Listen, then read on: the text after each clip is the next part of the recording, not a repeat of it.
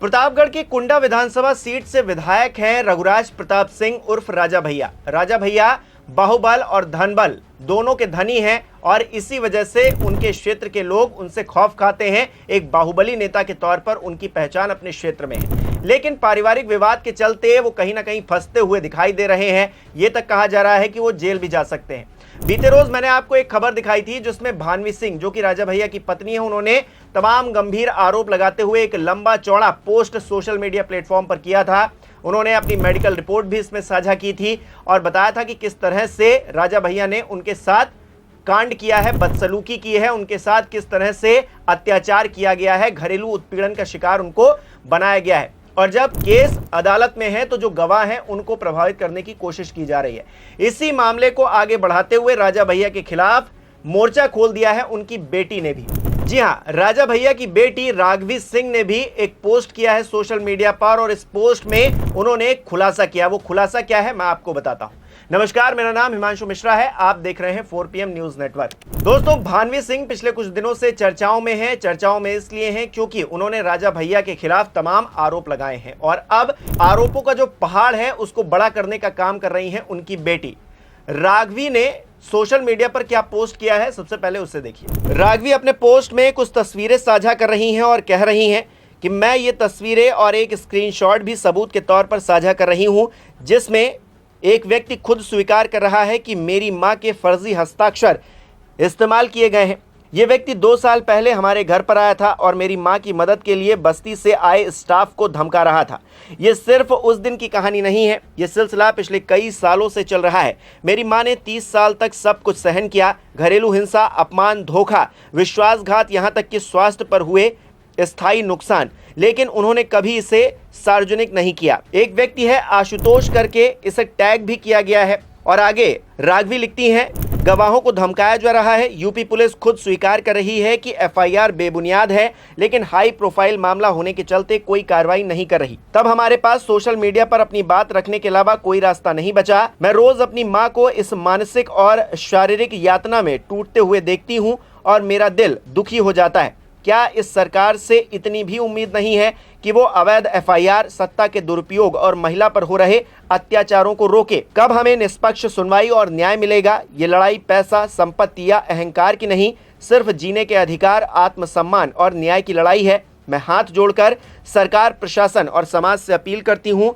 कृपया अब तो सुनिए, कृपया अब तो हस्तक्षेप कीजिए, एक बेटी की पुकार को सुना जाए। राघवी ने अपनी इसी पोस्ट में भारतीय जनता पार्टी को, उसके उत्तर प्रदेश विंग को, CM योगी आदित्यनाथ को, उत्तर प्रदेश पुलिस को, अमित शाह जो कि गृह मंत्री हैं, प्रधानमंत्री नरेंद्र मोदी को, PMO ऑफिस को इस पूरे मामले पर टैग भी किया है। इसके अलावा नेशनल कम्युनिकेशन फॉर विमेन, इसको भी राघवी ने टैग किया है और योगी सरकार से वो दरख्वास्त कर रही हैं, उनसे कह रही हैं कि please stop this torture and let law prevail. तो दोस्तों, ये राघवी का लंबा चौड़ा ट्वीट है और इस ट्वीट पर भी एक कमेंट आया है जिस पर भी राघवी किस तरह से अपनी बात को रख रही हैं उसको भी आपको देखना चाहिए। तो एक कमेंट मोहम्मद हमजा नाम के शख्स का है, यूजर का है, जो लिख रहे हैं, हमारे डेरवा में विरोध करने वाले की गोली मारकर हत्या कर दी जामो जी ने। हत्या के समय मृतक का बेटा हत्या के समय मौजूद था। जब उसने चिल्लाना शुरू कर दिया कि जामो जी ने मेरे पिता की हत्या की है तो उसको घोषित कर दिया कि इसका मानसिक संतुलन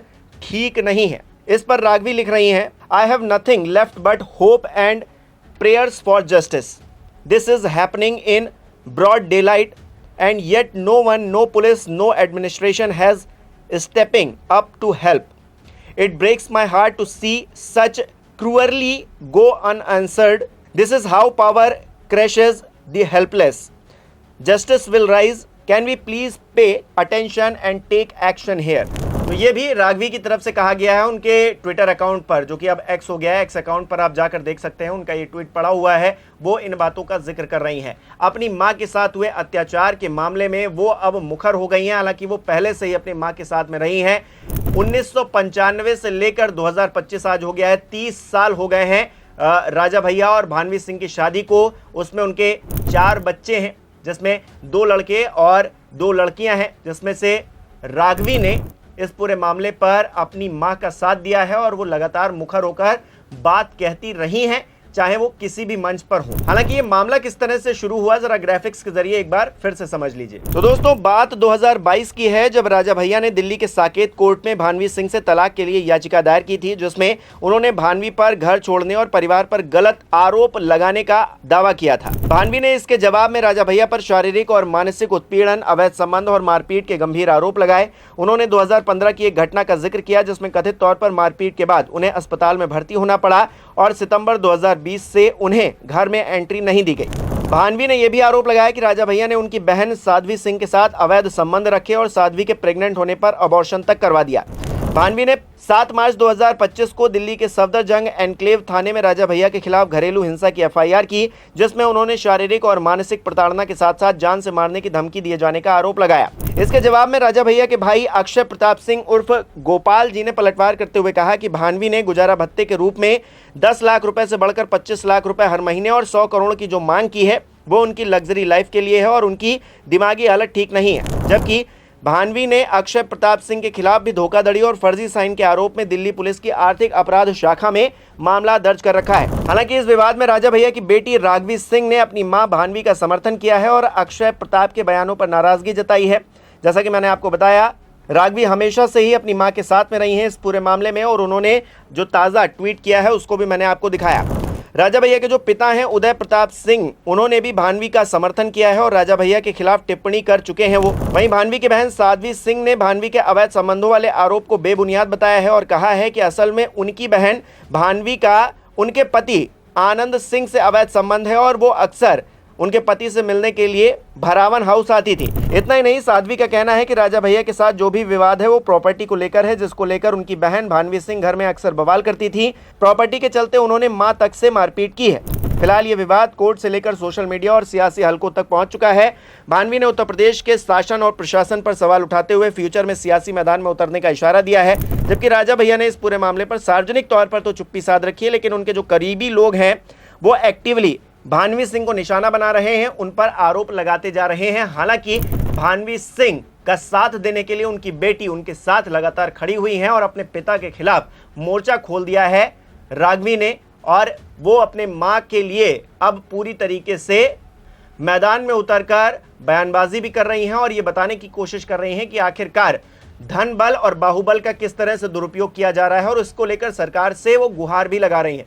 योगी आदित्यनाथ सरकार, भारतीय जनता पार्टी की जो केंद्रीय सरकार है, उससे भी दरख्वास्त कर रही हैं कि इस पूरे मामले पर ध्यान दिया जाए और इस पूरे मामले में जो अत्याचार हुआ है उस पर न्याय होना चाहिए। इसके लिए कहीं ना कहीं सरकार को उनका साथ देने की जरूरत है। आने वाले वक्त में क्या ये मामला मोड़ लेता है, अपने आप में ये देखना दिलचस्प रहेगा, क्योंकि मामला हाई प्रोफाइल हो चुका है। हर एक छोटी डिटेल पर ध्यान दिया जा रहा है। गवाहों को किस तरह से कोर्ट में आने से पहले डराया धमकाया जा रहा है, क्योंकि आप जानते हैं एक बाहुबली नेता अपने ऊपर आंच नहीं आने देना चाहता।